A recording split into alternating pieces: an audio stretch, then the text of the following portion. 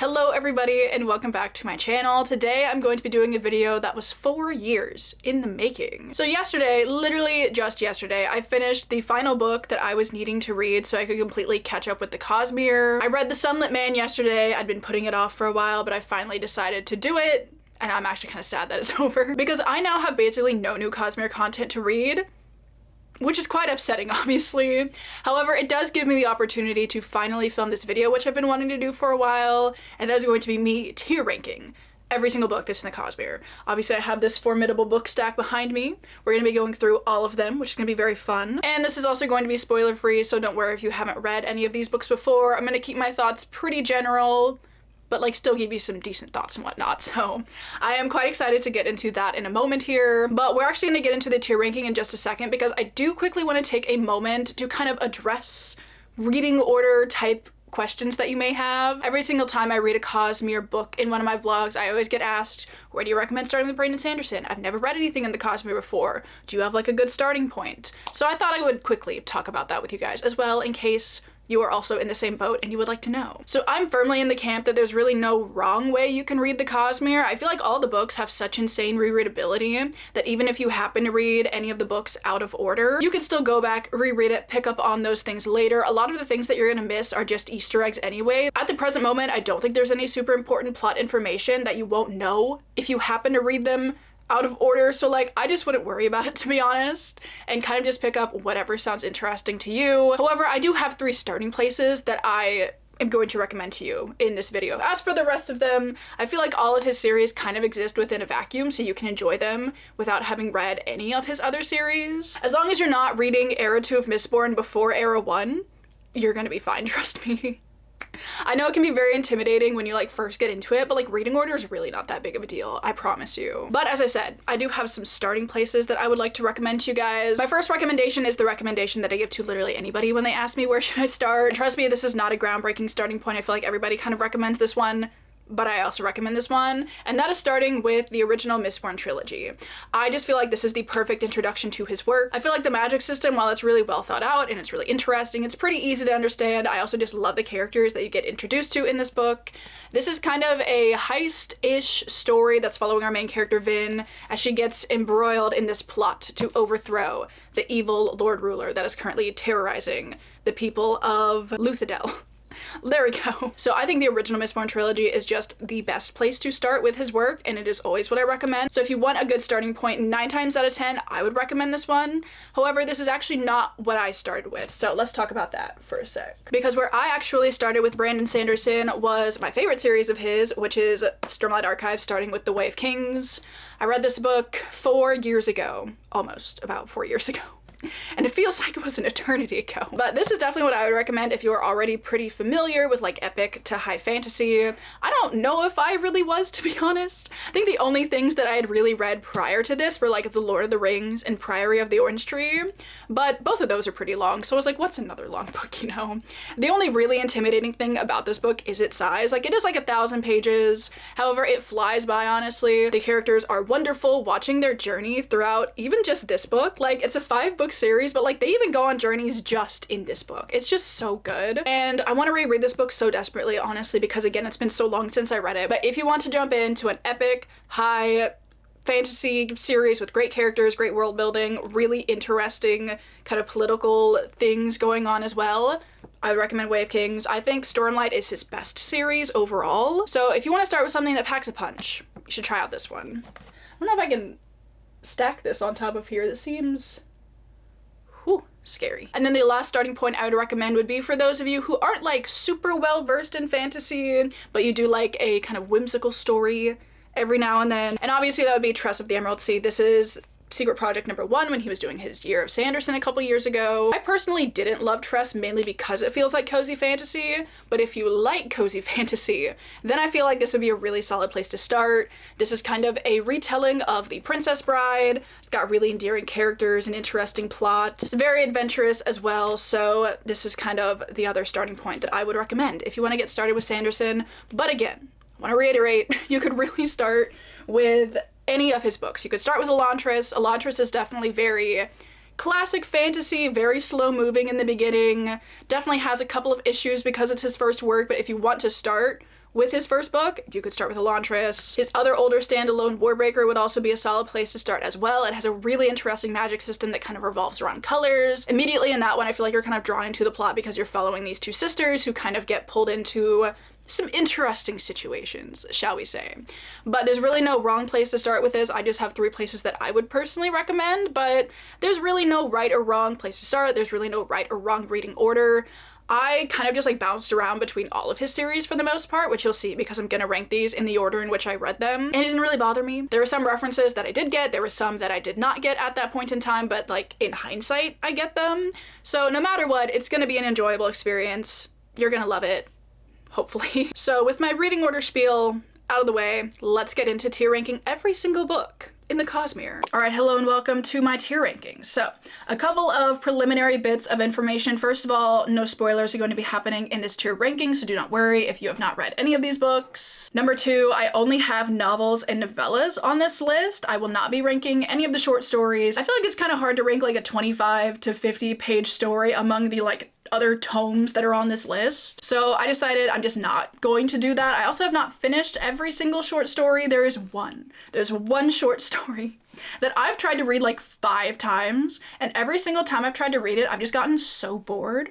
So I would like to publicly apologize to Sixth of the Dusk for never getting through it. But I have read the others. I'm just not going to be tier ranking them because I just feel like it's too hard to rank them in comparison to these other books, so those are not on here as well. But I think those are the only things that you need to know before we get into this, aside from the tiers that I'm gonna be using. So I only have 20 books that I'm gonna be ranking, so I only have 5 tiers. I felt like that was a good ratio of tiers to books, you know? So the top tier that I have is God tier. These are my absolute favorites of the favorites. They're just the best Brandon Sanderson books in my opinion, and they are my personal favorites. Under that we have honorable mentions, which are books that I still absolutely love, but there may be like 1 or 2 reasons as to why they're not absolute top tier. In the middle we have really enjoyed, and these are just for the books that I think are super fun. They're books that I would definitely reread on a whim just because I really wanted to. Under that we have enjoyed less, and again, like for all of the tiers that are on this list, none of them really have a super negative connotation to them, even though they may, like one of them may be named that way. Because out of all the books in the Cosmere, I wouldn't really say there's one that I didn't like. For the most part, I'm kind of just ranking a bunch of books that I really love. So even though some of the books may be on the lower tiers, that doesn't mean I don't like them. They're kind of just like not as good as the rest of them. But enjoyed less is for books that I enjoyed less. And then the very bottom tier is Send It to Shadesmar to Rot in a Metaphorical Closet. This is taken from a quote in Wind and Truth that I just thought was funny. I obviously don't think the books in this tier are bad either, but they're just on the lowest tier, so they get relegated to that. But with all of that information out of the way, it is now time to get into my tier ranking. As I said earlier, I'm going to be ranking these in the order in which I read them, so let's get started with the very first Brandon Sanderson book that I ever read, which was The Way of Kings. And we started off with a bang because The Way of Kings is going straight into God tier. As I said earlier, I love the start to Stormlight. Stormlight is my favorite Brandon Sanderson series. It is just so epic in scale and so good. It's got great characters, a super cool magic system. I just love it so much. And The Way of Kings was such a solid introduction to it. I also love that this book focuses on Kaladin, who is obviously one of mine and many other people's favorite characters in the Cosmere. That is certainly not an original thought that I had. The next book that I read after taking like a 1.5 year break was Words of Radiance, which again is going straight into God tier. I do want to organize the tiers based on how much I like the book, so Words of Radiance is obviously going to number 1 in my God tier. Words of Radiance just has so many iconic scenes, iconic quotes. I love the kind of flashback chapters that you get in this one because you're mainly focusing on Shallan. Shallan's history is definitely something to experience, and the ending is also really exciting. Just everything about Words of Radiance is perfect. I feel like the pacing is great, the expansion of the magic system in this one is really cool. I just love Words of Radiance. Then the next book I read was Edge Dancer. This is one of the novellas that takes place in the middle of some of the Stormlight books, and for Edge Dancer, I think I'm gonna send it to Shadesmar to rot in a metaphorical closet. Again, I didn't dislike this one, but I just didn't really love the character that we were focusing on this one. In Edge Dancer, we're introduced to a character whose name is Lift, and she's a 10-year-old girl, and she shows up in other books, and I like her more a little bit later down the line, but she's a very obnoxious character, but she's also like 10, so I don't really know if I can be like that upset at her for it. But she's definitely written like a 10-year-old. So props to Brandon Sanderson for getting that really youthful voice coming across really accurately, but Lift just gets on my nerves a little bit, which is why this one is in the lowest tier. Then the next book after that I read was The Final Empire, or it may also be called Mistborn. I think it's been like rebranded to just be Mistborn as the first book in the Mistborn series. I will not be doing that though, because I think The Final Empire is a really sick book title. So The Final Empire is obviously going in my God tier books. This is actually, if I could get it correctly, my #1 Cosmere book, which actually probably is also not a unpopular opinion. I already talked about it. I think The Final Empire is such a good introduction to Mistborn and the Cosmere as a whole. It's got great characters, great magic system, really interesting plot, great pacing. It's just excellent. I love The Final Empire. I did a reread of it last year and it was even better the second time around. And I feel like when a book is better on the reread, that's how you know it's an absolute favorite. Then after that, I read Warbreaker, which is one of his standalones, and I think I'm gonna put this one in really enjoyed. Warbreaker is a very fun book, but it also has kind of a lot of political elements to it as well, which I thought were really interesting. I love the magic system in this one because it has to do with colors, which I thought was really cool. And I just really like all of the characters in this one. There wasn't a single point of view in this book that I didn't enjoy, which I don't know if I can say that for any of Brandon Sanderson's other books. I feel like there are definitely some points of view that I get that I'm like not this guy again. But in Warbreaker, I just feel like they were all so solid. They all have very distinct voices and they all added something very necessary to the story while still being really interesting. So big fan of Warbreaker. Again, I kind of want to do a reread of this one. It's been a while since I read it, I feel. Then after that, I read The Well of Ascension, which is this one. I think I might put The Well of Ascension in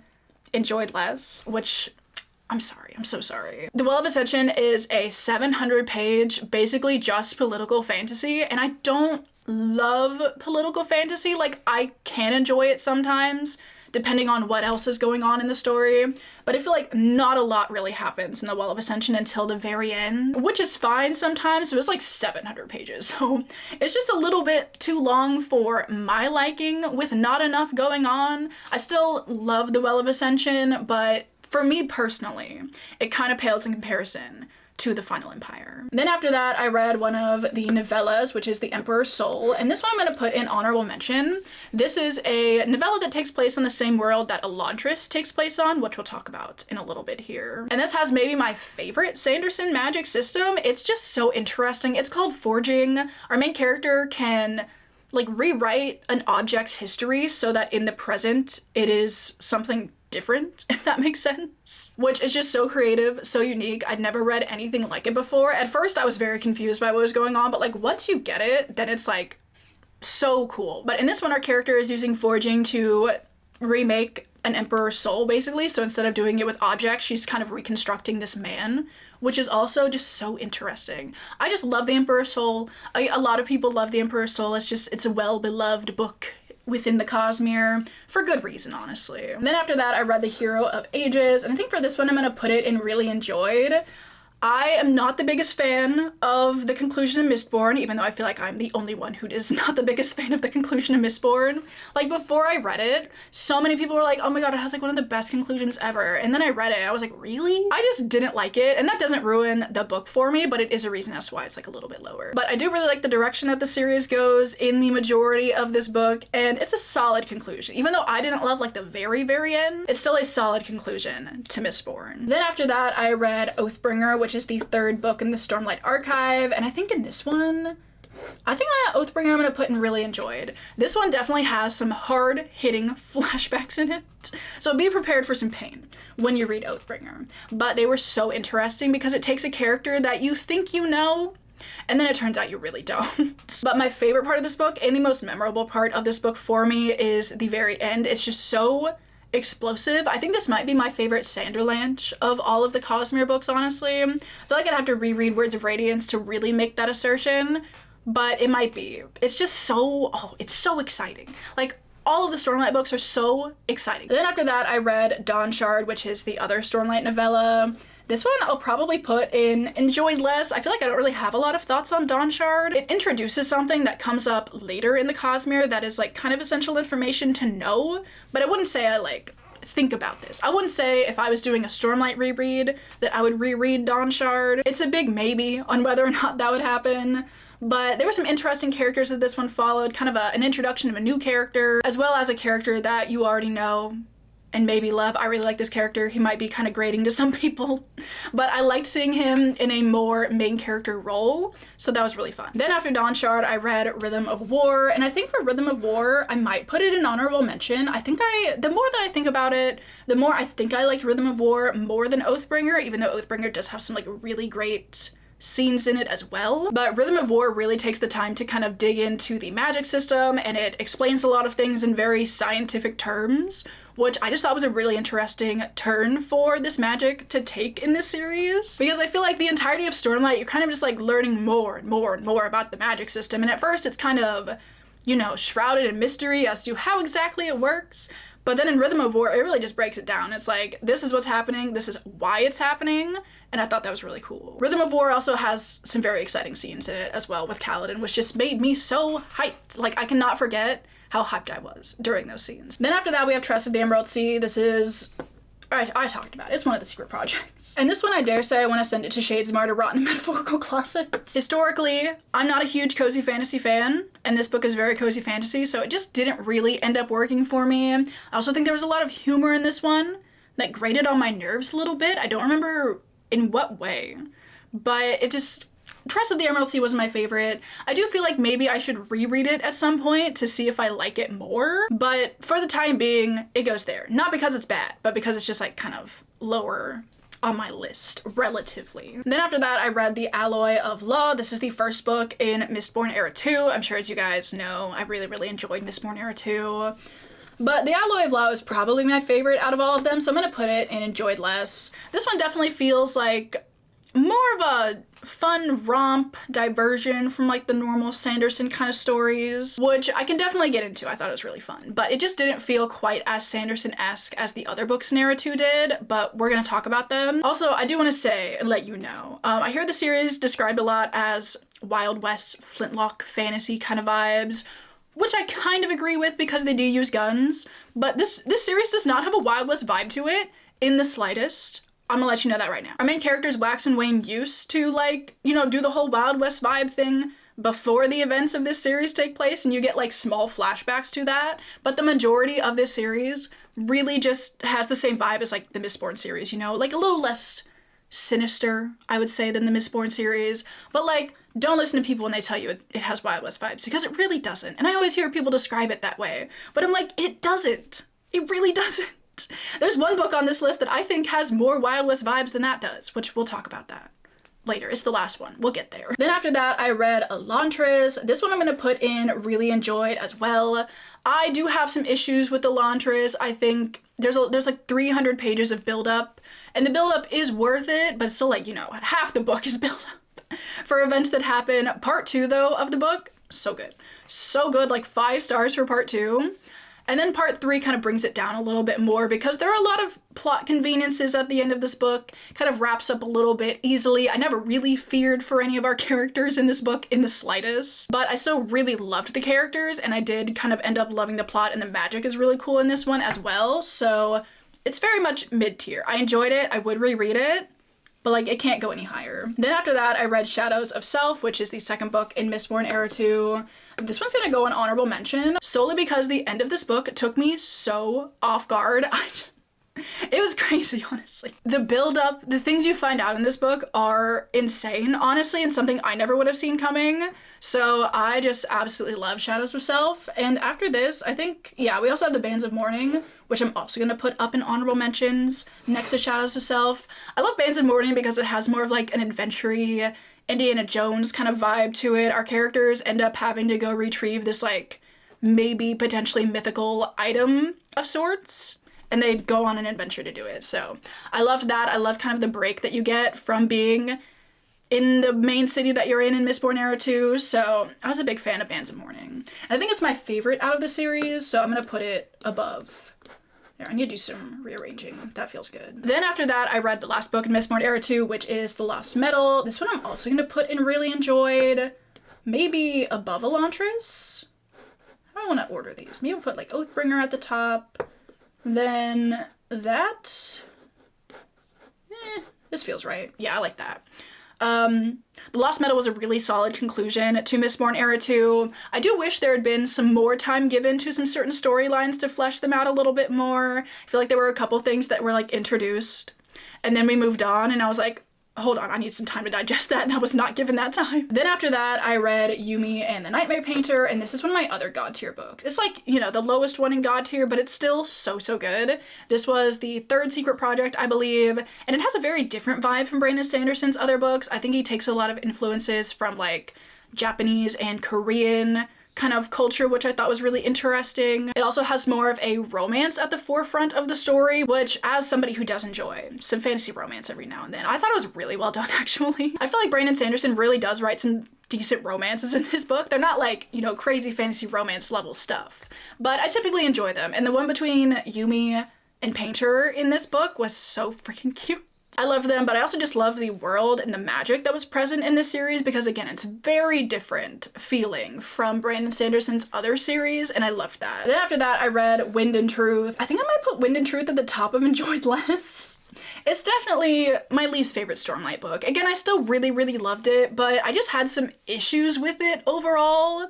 I feel like it was a little bit too long. There's also still like something that one of the characters says that's like a direct quote from one of the earlier books that still bothers me greatly.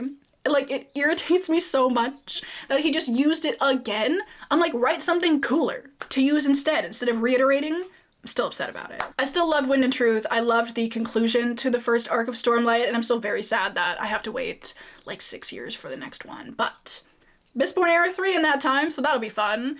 But, you know, Wind and Truth, it's just like a little bit lower on my list. The more that I think about it, the more I'm like, it's not as good as the early ones. It's really not. And then lastly, we have The Sunlit Man, which I finished yesterday.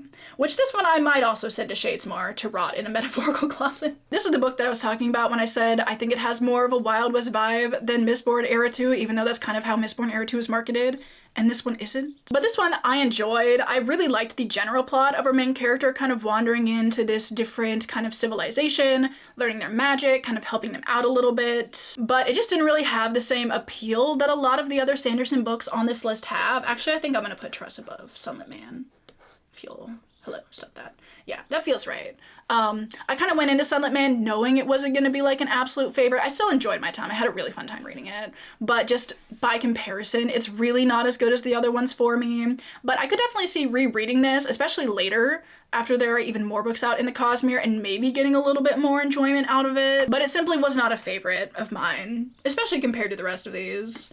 Let me see, do I want to rearrange any of these rows? I feel like I have them in order, basically. No, I think I like the Alloy of Law more than Dawn Shard. Did I like the Alloy of Law more than the Well of Ascension? Maybe. We'll put it this way. I'm feeling good about this. I think the rest of them are pretty much in order. So there we go. That is my ranking of every single book that is out in the Cosmere. All right, so that is the end of the video. We have tier ranked all the books. This has been so much fun, honestly. I love talking about the Cosmere every chance I get. And seeing as I've now read all the books and I won't be reading them in my vlogs anymore, I feel like this is gonna be one of the last chances I get for a little bit. Although I'm pretty sure there is a book coming out this year. I could be wrong, but I think there is. Which I will be reading, obviously, but like everybody else, I love Brandon Sanderson. I love his work, I love his worlds, I love his magic system so much. His books have definitely been a big part of my life over the last 4 years, even though I read The Way of Kings and then it took like a 1.5 year break. But after that 1.5 years, I feel like it was just like full steam ahead. I want to catch up with the Cosmere, so I definitely did that, and it has been so much fun. So if you guys have never read a single Cosmere book, I hope this gives you some guidance as to maybe where you want to start, maybe where you want to go with it. I would highly recommend. Or if you've read all the books in the Cosmere, I hope you just enjoyed hearing my personal thoughts on them. Obviously, I would love to hear your guys's down below. Did you agree with any of my rankings? Did you really disagree with any of my tier rankings? I would honestly love to know where you would rank some of these books. And if you have not read any of the books in the Cosmere, are you planning to? Are you not planning to? I would just love to chat with you guys in the comments about all things Cosmere. So with that, we've arrived at the end of the video. Again, this has been so much fun to film. I really hope you guys enjoyed. Also, before we go, I would like to thank everybody over on my Patreon. If you're ever looking for more content from me, that is always linked down below. And with that, I'm gonna let you go. Thank you guys so much again for watching. I hope you're all having an amazing Monday, and I will see you all in my next video.